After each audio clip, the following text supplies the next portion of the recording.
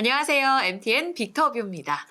외환위기 이후로 외국인들이 이렇게까지 우리 증시에 관심을 가진 적이 있을까요? 관심의 중심에 있는 한국 증시. 장기간 마라톤에서 꾸준히 우리가 글로벌 증시의 주인공이 될 수 있기 위해서 그 상승 조건과 함께 어떤 부분들을 채워나가야 될지 과제에 대한 이야기 오늘 중점적으로 다뤄보겠습니다. 이 이야기를 위해서 아침부터 또 달려와 주셨는데요. 이나무 연세대학교 국제학대학원 교수 모셨습니다. 어서 오세요. 네, 굿모닝입니다. 굿모닝입니다, 교수님. 12월에 이어서 이제 정말 이 정책과 관련돼서 교수님 더 바빠지실 것 같아서 저희가 조금 더 속도 내서 오셨는데요. 오늘 이야기 좀 기대해 보도록 하겠습니다. 학교도 오늘부터 개학이에요. 그렇죠. 더 바빠지시겠습니다. 네. 수업이 내일부터 있습니다. 부럽네요. 그 학생들도 또. 교수님과 함께 이야기를 풀어가 볼 텐데 일단 바로 그 정책 이야기를 다뤄봐야 될 것 같습니다. 지난 2월 말에 1차적으로 예고했던 정부의 기업 밸류업 프로그램 세부안이 발표가 됐는데 외국인들은 이후에도 꾸준히 담고 있고 지난 2월 마지막 거래일까지 그 관심이 지대하구나라는 걸 깨닫게 됐습니다. 교수님은 직후에 B- 평가 주셨더라고요. 제가 학생이라면 좀 서운할 것 같기도 한데 시장에서는 시장 반응보다 좀 후한데 라는 평가도 있습니다. 네. 2월 26일 날 이제 정부가 기업 밸류업 프로그램을 발표했죠. 그래서 네. 이제 그날 저희 한국기업 거버넌스 포럼이 논평을 내면서 간결하게 B- 학점을 줬는데 B-는 이제 공부를 이렇게 잘하는 학생들한테는 안 좋은 학점이지만 그러니까 이제 공부를 열심히 안 한 학생한테는 B-네.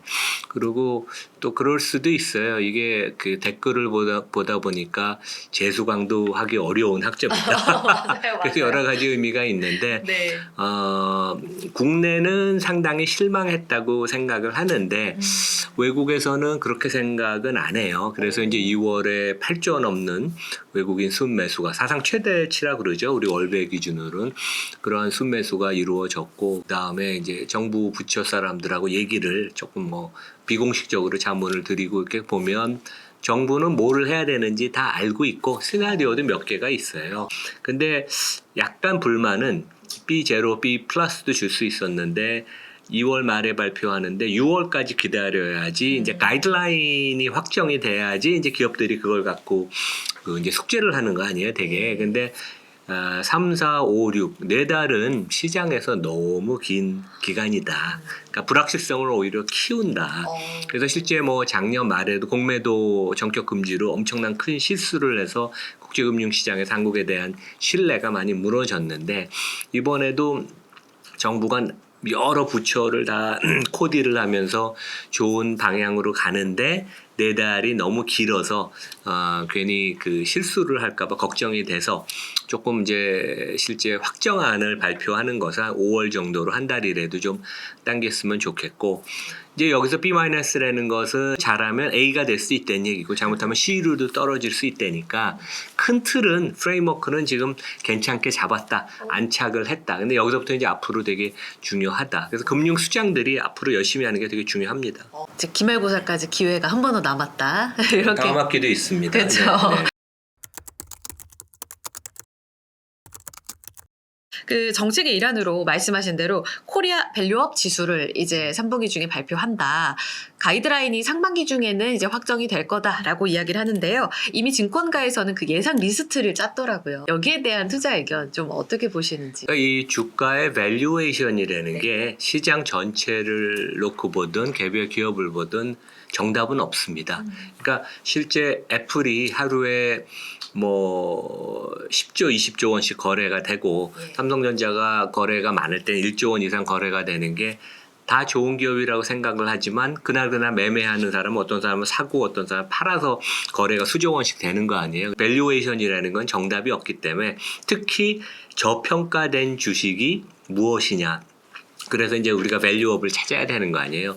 그런 면에 있어서는 논란의 소지가 있어서 지금 뭔지 증권회사는 비즈니스를 해야 되니까 그런 리스트를 만들지만 우리가 가령 일본은 오히려 PBR이 조금 높은 회사들 그 대신 ROE가 높은 회사 이제 이런 회사들 중심으로 만들었거든요. 그래서 과연 어떠한 식으로 갈지는 지금도 거의 반년 가까운 시간이 남았기 때문에 우리가 추정을 하는 건 어려운데 가장 그 지수에 들든 안 들든 가장 중요한 것은 밸류에이션이 좀 낮아야 되고, 그 다음에 이익 창출 능력이 높아야 되고, 그 다음에 주주에 대한 진심이 있어야 된다. 근데 이제 세 번째는 되게 질적인 거예요. 그러니까 판단이 요구가 되는 거기 때문에 그것을 지수로 담는 건 어렵지만 우리 구독자, 청취자분들은 그것을 열심히 공부를 하면 판단을 할 수 있잖아요. 이 회사는 좀 진심이 있거나 아니면 진심이 없다가 바뀌어서 이제 진심이 있을 수도 있습니다. 왜냐하면 많은 기업들이 뭔가 좀 해야 된다고 지금 부담을 느끼고 있거든요. 그래서 너무 우리가 딱 짜서 그것에 맞춰서 하는 것보다는 좀 이렇게 다이내믹하게 유연하게 생각을 하는 게 더 중요하다고 보입니다. 그래서 더 책임이 막중하실 것 같다라는 그건 뭐 생각도 시장이 하는 들어요. 거니까요. 네. 잠시 후에 관련 질문 더 드릴 건데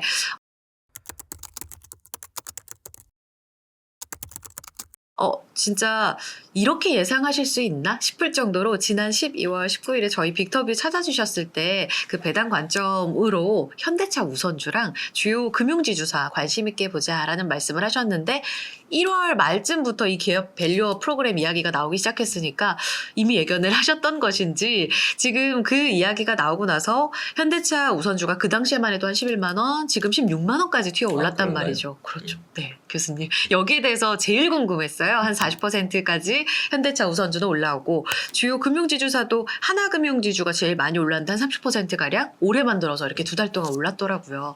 지금 기업들 어떻게 평가하세요? 이들? 그러니까 현대차 우선주는 그 제 유튜브나 방송에서는 1년 반 전부터 추천을 했었습니다. 꾸준히. 한국 최고의 명품 주식이라고. 이제 가장 큰 이유는 우리가 이제 투자가로서 얻는 총이익을 이제 환산을 해야 돼요. 그래서 이제 주가 상승, 주가가 뭐 빠질 수도 있죠. 주가 상승 플러스 배당 받는 것을 내가 투자한 그 원본의 시점부터 몇 프로 매년 벌었냐. 그런 관점에서 보면 1년 반 전에도 그렇고 작년 말에도 현대차 우선주는 3가지 주식이 있습니다. 그냥 우선주, 2우선주, 3우선주. 근데 셋 다 공이 배당 수익률이 한 10% 가까이 됐어요. 그러면 일단 내가 뭐 주가 하락의 리스크는 있지만 배당 수익률로 10%를 먹고 들어가니까 물론 배당이 보장된 건 아니죠. 근데 현대차가 잘하고 있으니까. 그래서 이 회사는 전 세계 자동차 회사 치고도 성장을 잘하는 데다가 동시에 배당 수익률이 10%가 되니까 그런 조건을 컨비네이션을 갖춘 종목은 대한민국에 1%도 안 됩니다. 그 상위 1%에 드는 거죠. 이제 그런 관점에서 얘기를 했던 거고 지금도 상당히 어느 정도는 유효하다고 생각을 해요. 왜냐하면 주가가 많이 올랐으니까 배당 수익률은 좀 내려갔겠지만 자동차 회사로서 현대 자동차가 되게 잘하고 있고 재벌 총수치구 중에서는 그래서 정의선 회장이 조금 주주에 대해서 그런 진정성이 좀 있는 걸로 저는 나름대로 생각을 해요. 그래서 그런 면에 있어서는 뭐 지금 워낙 단기 급등을 해서 주가가 좀 쉬어갈 수도 있지만 아직까지 저평가 현상은 계속 유효하다. 금융도 마찬가지입니다. 이제 금융도 원래는 지금보다 주가가 훨씬 높았어야 되는데 작년 말 대비 주가가 못 올랐던 이유는 감독 당국에서 이제 주주 환원하는 것을 조금 제한을 걸었었죠. 근데 이제 결국 그 부분이 너무 과도하면 주주의 권리를 침해하는 그러한 생각이 공감대가 형성이 됨으로써 작년 말 올해 연초에도 이제 작년 이익에 대해서 배당하는 부분을 조금 유연하게 정부가 간섭을 좀 덜 하고 앞으로 그런 스탠스는 올해 내년 후년에도 계속 된다면 결국 많은 지금 금융 지주사들이 메리츠 금융의 주주 환원율 50%까지 올라갈 수 있다고 보입니다. 그러면 상당히 업사이드가 지금 많다고 보이죠. 그래서 제 생각에는 큰 그림은 유효하다 그렇게 봅니다.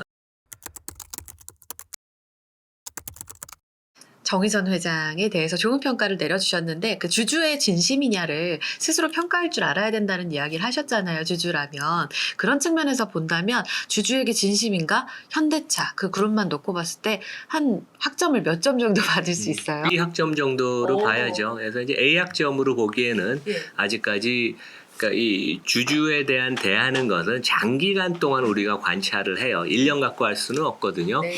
근데 이제 작년 4월에 현대차가 3년 주주 환원 계획을 발표했고 거기에는 배당과 자사주 매입 소각에 같이 들어가서 삼성, LG 이런 데보다 훨씬 진일보한 그러한 모습인데 현대차 자체도 근데 여전히 그 재무상태표가 방만하게 경영이 되는 그러니까 아직까지 뭐 가령 삼성동 지금 뭐 부지 갖고 이제 뭐 상업용 건설을 짓는다고 하는 거 이제 그런 것들은 여전히 걸림돌이에요. 왜냐하면 우리가 현대차의 주주가 된다는 것은 세계에서 제일 잘 나가는 자동차 회사를 산 것이지 강남에 20조 원의 땅을 산 우리 상업용 건물로 산 건 아니거든요. 근데 현대차를 사면 거기에 익스포저가 생기니까 이제 그런 문제는 있지만 그래도 그 좀 의식이 좀 다른 총수 대기업 회장에 비해서는 조금 깨어 있는 것 같아서 아마 그런 것 때문에 그런 것도 조금 작용이 해서 현대차 주가가 좀 많이 오르지 않았나 생각을 합니다.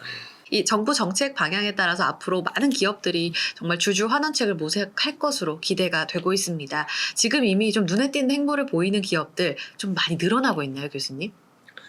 그러니까 실제 저희가 2월 5일 날 한국기업 거버넌스 포럼이 거래소 이사장, 금융위원장에 대한 공개 서한을 그러니까 이제 지난주에 밸류업 프로그램이 발표되기 2주 전에 공개 서한을 제 명의로 이제 보내고 나서 이미 그 전에도 이제 밸류업 얘기는 계속 나왔었죠. 그래서 기업들이 뭔가 해야 된다는 부담을 느끼고 맞는 거죠. 왜냐하면 회사의 주인은 주주니까 주인들한테 이제 돌려주는 그런 모습인데 10대 그룹에서도 두세 군데가 저를 찾아와서 아이디어를 좀 받고 이게 어느 방향으로 흘러가느냐. 그러니까 이제 기업들 입장에서는 이제 재는 거죠. 뭔가 주주 환원을 해야 된다고 하지만 또 갑자기 과거의 나쁜 습관이 여전히 남아 있으니까 갑자기 뭐 100% 다른 모습을 보이진 않을 테니까 그래서 뭐 모든 기업이 제 생각에는 거의 발표를 할 거라고 생각을 합니다. 하지만 이제 진심을 담아서 좀 하는 거랑 적당히 하는 척 신용을 흉내내는 데도 있을 테니까 이제 그런 데들은 시장의 평가를 받을 거고 여전히 아직도 이제 개념을 잘 이해 못하는 총수, 재벌 회장이나 경영진들은 오히려 주가가 안 오르는 것을 더 반길 수도 있겠죠. 그러니까 나쁜 한국 기업 상장 회사의 그런 모습을 계속 보이는 데도 있을 것입니다.